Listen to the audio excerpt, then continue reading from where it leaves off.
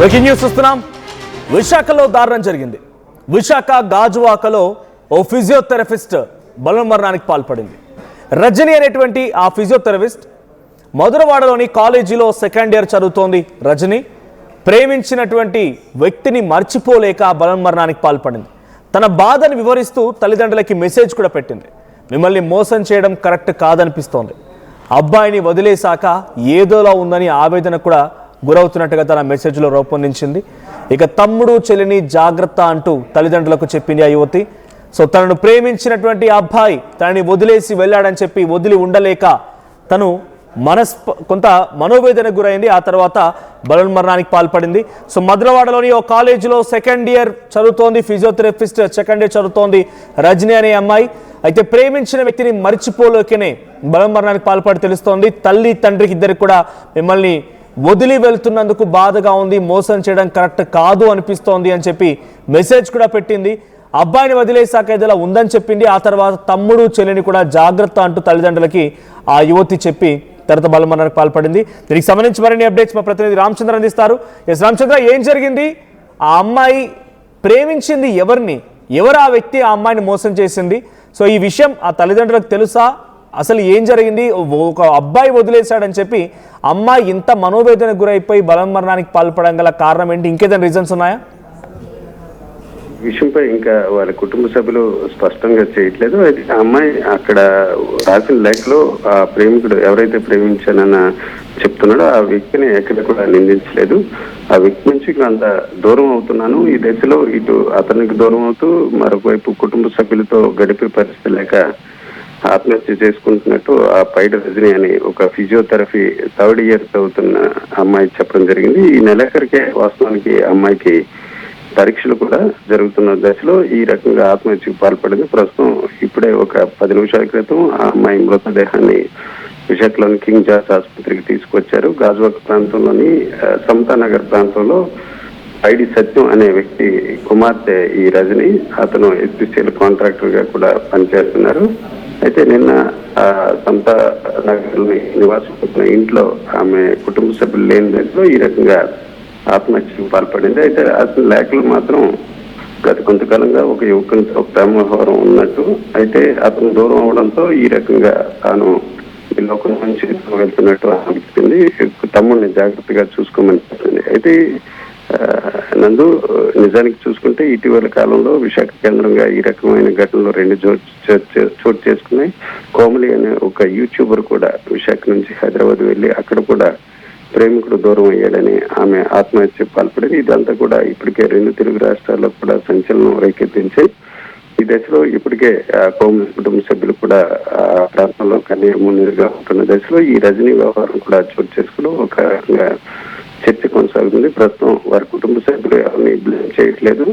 తమ కుమార్తె ఈ రకంగా అర్ధంతరంగా కోసం ఈ రకంగా ఆత్మహత్య చేసుకోవడం పట్ల విచారం వ్యక్తం చేస్తున్నారు. అట్లాగే న్యూపోర్ట్ పోలీసులు ఎవరైతే ఈమె ఎవరితో ప్రేమ వ్యవహారం కొనసాగించిందన్న విషయం మీద ఆరా తీస్తున్నారు. మరి కాసేపట్లో ఆ యువకుని వివరాలు కూడా మనకి తెలిసే అవకాశం ఉంది. అయితే ఈమె ఆత్మహత్యకు అతను ఎంతవరకు కారణం అన్న విషయంపై పోలీసులు ఆరా తీస్తున్నారు. నందు, ఫిజియోథెరపిస్ట్ సెకండ్ ఇయర్ చదువుతున్నటువంటి ఆ అమ్మాయి చాలా తీవ్రంగా బలవన్మరణానికి పాల్పడింది. ఒకసారి ఆ లేఖ కూడా ఉంది నా చేతిలో. డాడీ మమ్మీ నాకేం తెలియట్లేదు, నేను తప్పు చేసేసా, నేను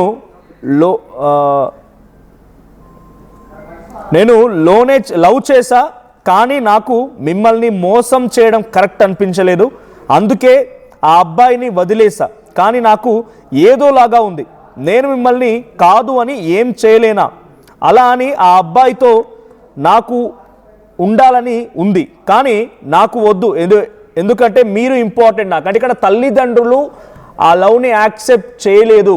బహుశా తల్లిదండ్రులకు తెలియకపోవచ్చు, కానీ తల్లిదండ్రుల గురించి ఆలోచించి ఆ అబ్బాయిని వదిలేసింది. కానీ ఆ అబ్బాయిని వదిలి ఉండడం మళ్ళీ తల్లికి ఇష్టం లేదు, ఈ అమ్మాయికి ఇష్టం లేదు. కాబట్టి తను మనోవేదనకు గురైపోయి బలవన్మరణానికి పాల్పడింది. నేను మీకోసం ఏం చేయలేకపోయా, కానీ తప్పు అయితే చేయాలని అనుకోవట్లేదు, నేను ఉంటే తప్పు అవుతుంది, నేను లేకపోతే ఏం తప్పు అవ్వదు, అందుకే బాయ్ మమ్మీ డాడీ, చెల్లి తమ్ముడు జాగ్రత్త, ఇది తను రాసినటువంటి లేఖ. సో ఆ అబ్బాయిని ప్రేమించింది, ఆ అబ్బాయిని ప్రేమించింది. బహుశా తల్లిదండ్రులకు కూడా విషయం తెలియకపోవచ్చు. ఉంటే నేను ఆ అబ్బాయితో ఉండాల్సి వస్తుంది, ఆ అబ్బాయిని ఉండడానికి నేను ఇష్టపడడం లేదు, ఆ అబ్బాయితో ఉండాలనుకుంటున్నాను, కాబట్టి అది ఉండడం తప్పు అవుతుంది, అలా తప్పు చేయడం నాకు ఇష్టం లేదు, అందుకే నేను చనిపోతున్నానని చెప్పి బలవన్మరణానికి పాల్పడింది. సో ప్రజెంట్ ఆ కుటుంబం ఎంత కన్నీటి పర్యంతం అవుతుందో. ఇలా కొంతమంది తెలిసి తెలియక, కొంత ఇమ్మెచ్యూర్ అనుకుంటామా లేకపోతే ఇంకేదైనా కానివ్వండి, ప్రేమించిన అబ్బాయిని వదిలి ఉండడం ఇష్టం లేదన్నప్పుడు తల్లిదండ్రిని కన్విన్స్ చేసుకోండి, ఆ తల్లిదండ్రులతో మాట్లాడండి, వారిని ఒప్పించండి. మిమ్మల్ని ఇంతలా పెద్ద చేసి మిమ్మల్ని చదివించి మంచి విద్యాబుద్ధులు నేర్పించిన తల్లిదండ్రులు మీరు నిజంగా అంత మెచ్యూర్గా ఉన్నారు, అబ్బాయితో కలిసి నిజంగానే జీవితాన్ని షేర్ చేసుకుంటే బాగుంటారు అనుకున్నప్పుడు ఆ తల్లిదండ్రులు యాక్సెప్ట్ చేస్తారు, వారిని కన్విన్స్ చేయండి, లేదంటే ఊరుకోండి. అంతేగాని తల్లిదండ్రులకి ఒక క్షోభను మిగిల్చి దీనికైనా సార్థకత ఉంటుందా? ఇప్పుడు ఈ అమ్మాయి రాసినటువంటి లేఖకి నిజంగానే ఒక అర్థం ఉందనుకుంటున్నారా? మీ అభిప్రాయం ఏంటో కామెంట్ చేయండి. సో ఫర్ ద ఫస్ట్, ఇక్కడ ఇటువంటి లెటర్లు చూసినప్పుడల్లా కూడా ఆ అమ్మాయి కానీ అబ్బాయి కానీ ఎలా ఆలోచిస్తున్నారు, వాళ్ళ మనస్తత్వం ఎలా ఉంటుంది, ఎంత సెన్సిటివ్గా ఎంత ఇమ్మెచ్యూర్గా ఆలోచిస్తున్నారు అనే రకంగా కొంత బాధ కూడా కలుగుతోంది.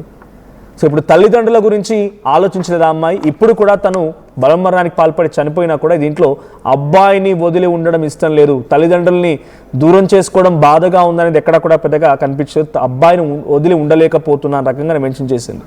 సో మీరు ప్రేమిస్తే ప్రేమని గెలిపించుకోండి, తల్లిదండ్రులు ఒప్పించండి, ఎంత దూరమైనా వెళ్ళండి, అవసరమైతే వెయిట్ చేయండి, కన్విన్స్ చేయండి. కానీ ఈ రకంగా తప్పుడు ఆలోచనతో క్షణికావేశంలో తీసుకున్న నిర్ణయాల పట్ల చాలా పెద్ద ఎత్తున మూల్యం చెల్లించాల్సి ఉంటుంది. ఆ తల్లిదండ్రులకి క్షోభను మిగిల్చారు. మిమ్మల్ని ఎంతలా ప్రేమించి ఉండి మిమ్మల్ని ఎంతలా ఈరోజు మంచి చూడాలనుకుంటే తప్ప ఆ స్థాయిలో మిమ్మల్ని ఒక ఫిజియోథెరపిస్ట్గా చదివించాలనుకుంటారు, మంచి ఉజ్వలమైనటువంటి ఒక భవిష్యత్తు ఇవ్వాలనుకుంటారు. ఆ తల్లిదండ్రుల బాధ ఇప్పుడు ఎవరికి అర్థమవుతుంది?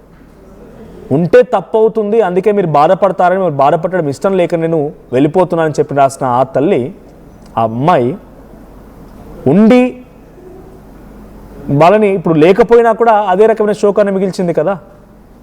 So please be careful. ఇటువంటి నిర్ణయం తీసుకునే ముందు ఒకసారి ఆలోచించండి. సో విశాఖలో జరిగింది ఘటన. విశాఖ జిల్లాలో ఒక ఫిజియోథెరపిస్ట్ మరణం ఇప్పుడు సంచలనంగా మారింది. సో తను వదిలేసి, ఆ అబ్బాయిని వదిలేసి ఉండలేకనే బలవన్మరణానికి పాల్పడుతున్నట్టుగా మధురవాడలోని కాలేజీ ఫిజియోథెరపిస్ట్ సెకండ్ ఇయర్ చదువుతున్న అమ్మాయి బలవన్మరణానికి పాల్పడి మరణించింది. సో ఈ లేఖ, ఈ వార్త తర్వాత మీకేమనిపించింది? మీ అభిప్రాయం ఏంటో కామెంట్ చేయండి.